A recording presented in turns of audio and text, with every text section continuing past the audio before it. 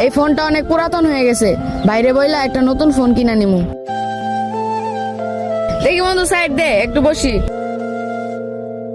বন্ধু তোর কপালটা অনেক ভালো, তুই সারাদিন বসে থাকস, ফোন টিপস, কাজ করস না, তোর বাপ মা তোর ভাই কিছুই বলে না। আমাদের ফোন তো দূরের কথা, বাড়িতে ভাত খেতে গেলেও চিল্লাচিল্লি করে। বন্ধু সত্যি তোর কপালটা অনেক ভালো রে। তোরা তো দেখতেছিস আমি তোদের সাথে হাসি মজা করে চলি, কিন্তু তোরা তো জানোস না আমার বাড়িতে কত সমস্যা।